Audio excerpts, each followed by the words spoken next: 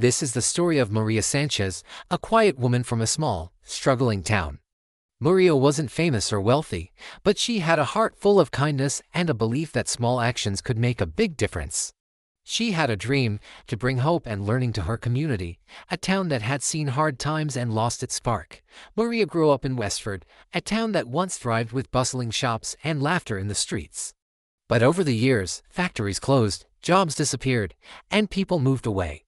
The school struggled to stay open, and the community spirit faded as the town faced growing hardships. It seemed that Westford had become a forgotten place, but Maria loved her town. She remembered the days when neighbors helped each other, and children filled the streets with their games and laughter. She missed those times and wanted to bring some of that life back. Maria had always believed in the power of books, in the way a story could inspire and lift someone up, especially in tough times. She thought, if only people here had access to more books, maybe it could bring a little hope back. But Maria knew she didn't have the resources to start a big project. So, she began with something small. One day, Maria placed an old wooden shelf in her front yard and filled it with a handful of books she owned. She hung a sign above it that read, "Take a book, leave a book." It was a simple concept, a small, free library for anyone who wanted to read. She hoped the kids in town might borrow a storybook or that adults might find a few minutes of peace with a novel. Every day, Maria would check the shelf, rearrange the books, and even leave little handwritten notes, encouraging people to read. At first, hardly anyone noticed.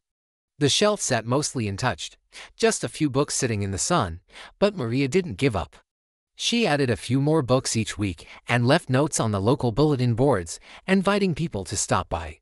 Slowly, people began to come. A mother walking her child stopped to pick up a bedtime story. A young boy, fascinated by a book about space, started visiting daily. Soon, word spread, and people began visiting Maria's little library, curious about the stories waiting for them. One rainy day, a man named Mr. Thompson stopped by. He was a retired teacher who had once been a beloved figure in the town, but he had felt lost after the school closed.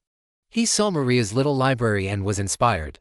The next day, he returned, carrying a stack of books he had saved from his teaching days. With a smile, he placed them on Maria's shelf and told her, "These deserve to be read again."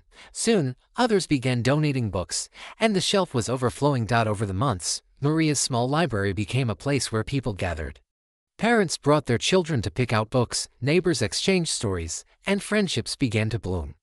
People left notes for each other, sharing thoughts about the books they had read, offering encouragement, or just saying hello. Westford's spirit was slowly rekindling, one book at a time. Maria couldn't believe the change.